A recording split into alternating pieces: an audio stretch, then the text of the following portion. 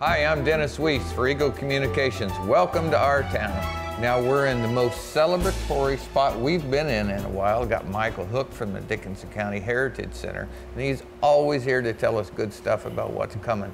But we're in the Alamo Saloon and on the stage where the Can-Can girls dance. That's right. Very cool spot today. Yeah, thanks for having me. Yeah, thanks for having us. We'll let Dave point the camera at some things after we're done talking, and so we can show the people what's in here.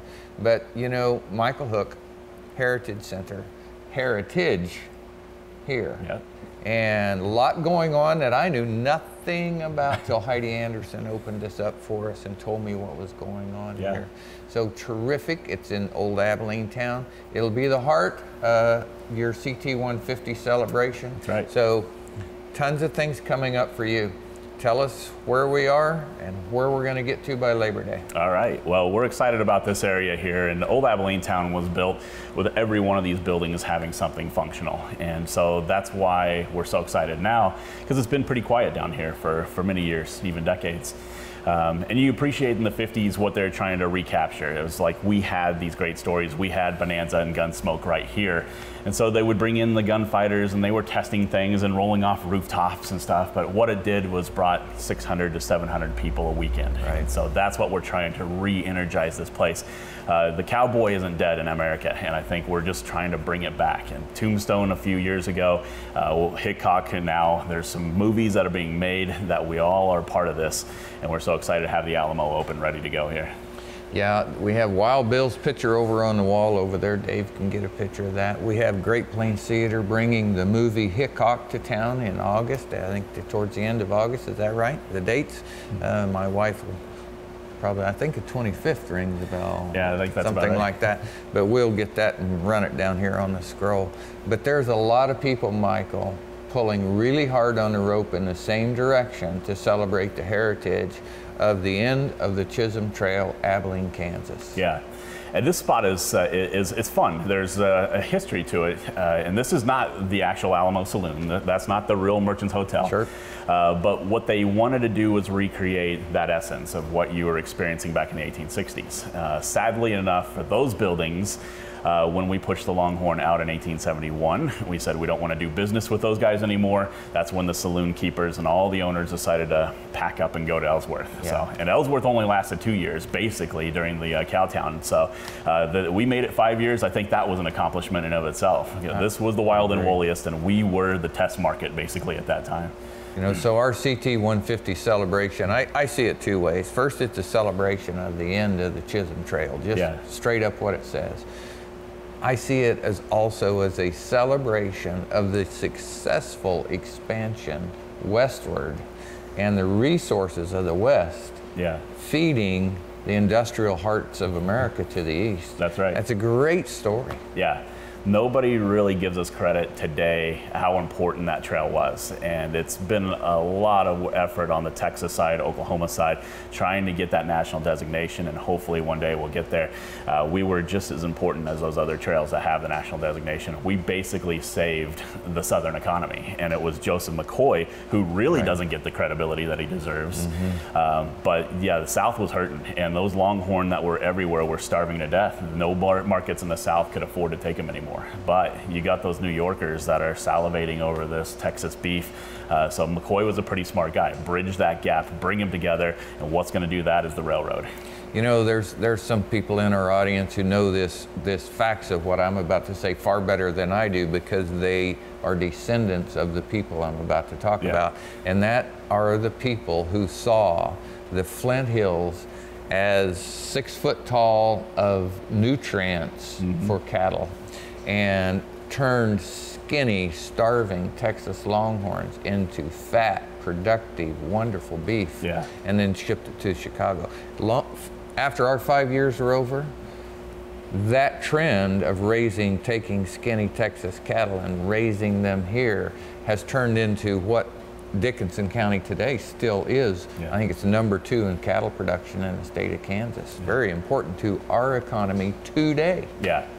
Yeah, and how much importance it is to celebrate that. And this 150th anniversary, it's not just of the Chisholm Trail, but it's of the Texas drovers that were brave enough to come up and battle all the bad things that could happen to you along the way.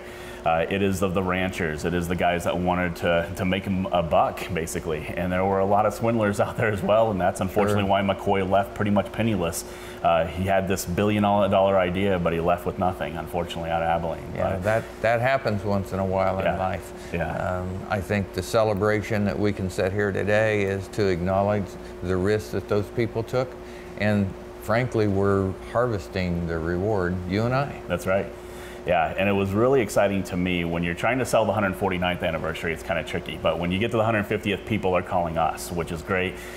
So excited that Abilene's going to be, I say, the best celebration along the Chisholm Trail. It has a name. What are you calling it? We call it Trails, Rails, and Tales. Okay. And it is the spirit of the Chisholm Trail. But the one thing you have to look at is that the Chisholm Trail name never actually came to be until around 1870. And we're paying homage to Jesse Chisholm, who was a half Cherokee who went up and down the trail and set these trading posts and really built some great relations with the Native Americans. But he died in 1868. So when we were moving that first herd in 67, he was still alive. And then unfortunately he died from food poisoning. And so basically a posthumous reward for dying for this guy that basically set the trail there. So tell us what we're going to be seeing and when it fits on a calendar. Yeah. So it's September 1st. This is a Friday night where it's going to get all kicked off, and we're going to go a little bit more modern on that Friday night because we want to bring the kids in. Okay. So we have what we're going to call it is Showdown at the Alamo, since we're right here at the Alamo, and we're going to set in the streets 2 stages. So it'll be a stage over on the south side and a stage over on the north side, and there'll be 2 bands, and they're basically kind of like dueling banjos going back and forth there. Terrific. So this is the showdown in the streets, which will be kind of fun to see, and we'll have the Alamo Saloon feeding you and refreshing you, and it'll be really exciting to see just a Friday night event. How many times you get that in Abilene? You know, the Great Plains Theater does a fantastic job bringing that outdoor life. We're going to bring that outdoor life. So isn't that something? Heidi Anderson was just here, and she gave me the fire hose treatment of all of what they want this place to be. Yeah. So exciting for me to hear. You can really tell there's a group of people who are pulling on the Alamo Saloon rope right now to make sure good things are happening. Yeah. Gosh, is that good for you and me? So good to have this happening here. Yeah. And look around. This is going to be fun. Yeah. It's a venue, so it's open for weddings, it's open for events, and it's open every Saturday and Sunday for a little while every weekend. That is a huge good thing for us. Yeah, and it's based on the crowd. So if you show up, there will be more days for it to be open, and maybe one day this will be a tourist attraction and a reason to come to Abilene, another great attraction for us. Okay. I will tell you the 2 bands on this stage will be Highway 99, which was Broken Spoke last year. They played here last year. Right. And on the other side will be Lucas Matty, who is a red dirt kind of modern guy there too. So that's very popular genre. Yeah. Of things going on. Okay, we're going to take a break, throw a commercial in here. We're going to shoot just in a minute for the Alamo Saloon. Folks, we'll be right back. Hi, Dennis Weiss in the Alamo Saloon in Abilene, Kansas, telling you it's open for you to come down and have fun, have a cold sarsaparilla, and enjoy the atmosphere here in Old Abilene town. Open every Saturday and Sunday, matches the train schedule. You can book this place all the way up to a wedding or any event you want. Come here, have a lot of fun, see the other sights in Old Abilene town. Dennis Weiss, Alamo Saloon. Have a great time. Hi, Dennis Weiss, back with Michael Hook. We're at the Alamo Saloon in Abilene, Kansas, talking about CT 150, the Chisholm Trail, the 150th celebration of 150 years of the immense cattle herds working their way from starving Texas to the Flint Hill grass, putting them on the railroad, sending them east, and economic prosperity started to bloom here in the Midwest. That's great. Yeah, and so the celebration will definitely bring that to the culmination as well. So I want to make sure that the education piece is covered as well. we're so lucky in this area that we have 3 fantastic authors that have really delved into the story. And Jim Sherow out of K-State, who's written about 5 books already, he really focused in on the Joseph McCoy story. And he basically explains the Faro game. And Faro was the poker game back at the time. What Faro turns out to be is the more cards that you deal out, the banker gets the odds. He gets the advantage. And it's just the way the math works out. And so that's what McCoy explained this whole cattle thing was, a big Faro game, because eventually the banker takes all the advantage. And so it is kind of fun to see how we can compare all that. And Sherow's going to be there, and Jim Hoy from Emporia State. We'll have the Kreisingers, who do a great job of just walking off the trails and writing the books about it. So there's so many great authors that'll be here, along with the poets and the storytellers. You know, I get to run into a lot of people in my job, and I enjoy always hearing the differing perspectives on things. Where I think of CT 150, I just think of the economic activity. I always talk about that because that's important to me. Then the second thing that really pops up in my emotional psyche is the fun of being able to celebrate it. Okay? Yeah. The educational thing is number one to some people. Right. And it's amazing how that group has grown over the years, that they're interested in the educational value of the truth of the Chisholm Trail in the Midwest. And there's a group that are really pursuing that. That's right.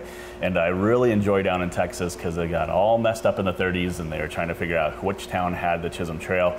But if you want to consider that all these ranches, the King's Ranch is the size of the state of Connecticut. Right. So, I mean, there was ranches bringing Longhorn everywhere. I can say essentially Texas, the whole state could probably claim the Chisholm Trail in one form or the other. Sure. So as you get up here, it kind of starts to bottleneck a little bit. Right. So as you see the pictures McCoy drew, it's not hundreds of miles across with Longhorn. It's a pretty narrow strip. It looks like a chocolate ribbon, he would call it, through the fields there. So there's always these things that Hollywood did a good job of messing up for us. And so what we're trying to do today in this day and age, and there's historians, they make a living off of this, is let's tell the truth and get the myths out of the way. So. Okay. Well, very cool. I want to focus our thought pattern for a minute on the headliners you're bringing in, because in 2 things. One, they're true headliners. Yeah. But number 2, there's a reason they're coming, and that's what I want to talk about. Yeah, so that was one of the enjoyments that I have at the Heritage Center. You get all kinds of fun phone calls. And so I was working late one night. This guy calls. He doesn't introduce himself. He just says, can you tell me what the actual anniversary date was when you guys shipped out the cattle? So September 5th, 1867. It's like on the top of my head all the time. Yeah. And after we talked for about 10 minutes, he introduced himself as Michael Martin Murphey. And he says, what are you doing in Abilene? So I told him all about this event. He's like, I want to be a part of it. And so we're so excited to have that phone call come in. Really, as far as headliners, his name had popped up a few times, but we just didn't think we could get him. Sure. And so when he's calling us, wanting to be a part, same thing he did with the symphony. In the Flint Hills at John McDonald's ranch, he wanted to be a part of that symphony for 10 years, and they kept turning him down. And so finally, the year that it was the Chisholm Trail theme, and you have longhorns popping over the hill, that was just right up his alley. That is just perfect there. That was a fantastic event. And it was over in the edge of Gary County, which I'm sure the Longhorns used that grass on the way up too. Yeah. But here's where they were coming.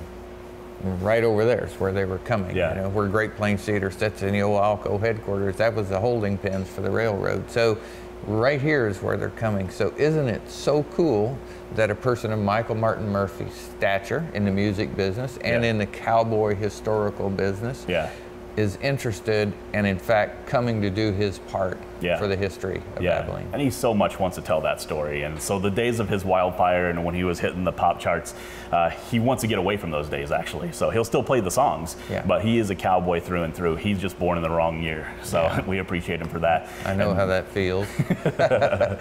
And then on Saturday, that's a Sunday night headliner there. Right before he goes on stage, it'll be Sons of the Pioneers, which is another fantastic historic band that basically wrote the themes to the old trail days there. So we appreciate that.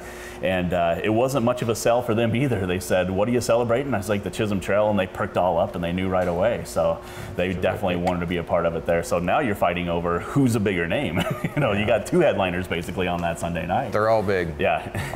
That's just terrific for us. Terrific for them, I will point out. And isn't that the pinnacle of economic development? You have to make it good for everybody. That's and I think your CT 150 is defined by you're making this good for everybody. Yeah, and we want to make this a family event. You want to be able to be a kid right now and remember in 50, 60 years that this was what you did, and this was a huge event. People still remember in 1967 when they threw Chisholm Trail parties back then for the centennial, and so I'm trying to offer you guys an experience, and so that's what, when the committee and the boards put together the activities, the list, what do we want, what do we need, and remember last year when we did the 149th, you could see what people were interested, because that's the pictures on Facebook, and so every picture had either a Native American or a Longhorn on there. So those are the two things we hit up first. I want to talk about that Longhorn thought, because I just had it just before you started that description. I got a lot of comments about the Longhorns. Oh yes, my favorite. What was your favorite thing? Longhorns, the Longhorns. So it wasn't everybody's favorite, but it was a lot of people's favorite thing. Yeah. Okay. So, and you just talked about kids watching the faces of those kids along the parade route. Yeah.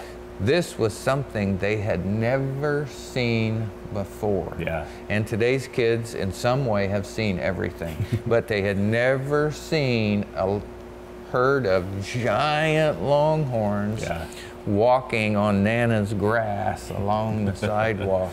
Yeah. That's a life-changing moment as far as educational value. It really is. That puts it in that person's heart. When somebody says Cowboys, Longhorns, Abilene, Chisholm Trail, they know what that means now because they saw the animal. Right. And hopefully everybody will go home with a different memory and something new that they hadn't seen and experienced before. Even Red Stiegel, who is our Saturday night headliner, he doesn't come to Abilene very often. He doesn't come to Kansas very often. So getting a chance to see those Longhorn loaded up on the old chute and then put up onto that train, that's an experience that's once in a lifetime itself. That was very cool. I was here last year and had my little iPhone, which is madly buzzing away in my pocket, Dave, so I hope you can't hear it. So, but anyway, I took the little iPhone and pressed a video when they were loading Longhorns, and the McDonald, John McDonald and Jeff Dawson were there, both working as the cowboy crew and using a rawhide portable corral for the catch pin to take them into the chute, and I said, this has to be the best commercial for rawhide portable corral ever. So I filmed it. So sent it in. What a unique opportunity for us. I can safely say that can happen no place else in the world. That's right. Because here's where they got on the train. We had the train, we had the Longhorns, and we loaded them on it last year. And what an experience to be able to ride along with them too. So that's an opportunity you'll get again on Saturday and Sunday. And there may be a train robbery involved as well. So we'll see how that goes. Train robbery. I'm telling you, last year, remember, I was good old Marshall Hickok over there out here on the stage, and it was hot and windy. So, but train robberies, I think that's, you know, going to come into my interest level. Yeah, that's great. Yeah, you know, train robbery and all. So, okay, so much of what you're doing, I'm hoping people out here are going, wow, that's fun. Wow, I'd like to see that. But I also hope people are understanding, wow, that is so good for our community. Because it really is, Michael Hook. Right. You're right. And when you walk off the parking lots, and that's what I enjoyed the most, was looking at license plates. And you would not see DK very much. Maybe everybody was walking on foot. But what I did see was the counties that were important in Kansas, the Wichitas, the Topekas, even Kansas City on that side. What makes that exciting is these city folk aren't used to the things that we see every day. So even somebody on a horseback is new to them. And so essentially, we might bring you more horses than you've ever seen in Abilene coming this weekend as well. Pawnee Bill, the Wild West show, which I wanted to mention, it's very cool in the history. Pawnee Bill actually did come to Abilene in 1912. I didn't know that. Pawnee Bill and Buffalo Bill, it was his last show, it was his last tour, basically. And so they had to come to Abilene, Kansas. There's a little spread in the reflector there. It was really a neat thing to see. We're bringing them back. So Pawnee Bill, 20 riders, trick riders, chariots, everything. They're bringing the whole show with them. So we're pretty excited about that. I want to say something that I have seen since you've been at the Heritage Center that I was not aware of. Those buildings are stuffed full of history that very few people have seen, and almost nobody knows about, except now you, and when you tell people like me. So talk to that a little bit. What's back there in the dark rooms, and what are you doing to make sure it sees the light? Yeah, it's kind of like the secret garden of Abilene. Not a lot of people know it's back there. And even when we have travelers coming in, they come in for the carousel and they want to see where it's at. And so we open that back door and you're just brought into another world, it seems like. And so here's this 1901 carousel that was built with pride right here in Abilene. The Eisenhower boys may have had a job there with Parker at one time too. So it's just kind of neat to think about 100 yards north of where the Heritage Center is where Parker's factory was. And so from that point on, the carousel went all over the country. It went with the carnivals. It was basically picked up and taken to the next town and from place to place, and ended up in Wyoming for a while. So it's really cool to see the stories that it must have been able to tell if these horses could talk. You know, I was speaking to Cap McKee's dad the other day at a get-together for Great Plains Theater, Jim, and he was essentially a road engineer, but he ran 2 departments, so it's a position doesn't exist in Dickinson County today, so it was a different position. But when he retired, he told me he picked up all of those old maps and plats and records of roads and history and bridges and brought them to the Dickinson County Heritage Center so they could have a chance of being preserved. It's amazing to me what's in there. So all of us, and we have 2 minutes to finish this thing off, but all of us have to understand that as we bring that back out, what an opportunity. Opening the Alamo Saloon back up, doing the CT-150, you being here as a historical expert to talk about these things, tell a story, tell a story, tell a story. Yeah, it is a pleasure for me, and I'm just a Kansas City boy, so I have no stake in this, but I definitely feel like I am Abilene all through right now, and I appreciate being an adopted son to some sort there, but just definitely want to tell that story. Hickok, which is coming up to the Great Plains Theater, we're excited about it. It may not be historically accurate. We're not backing any of the history, but we're backing the fact that they're telling the Abilene story, and that's the best part. That's right. Okay. Thanks for coming today. Thanks for getting us in here. This is really fun. So we'll keep doing this until people say I know everything there is to know about the history of Abilene and Dickinson County. Very good. Thank you so much. Michael Hook, I'm Dennis Weiss. I work for Eagle Communications. We both wish you a great day.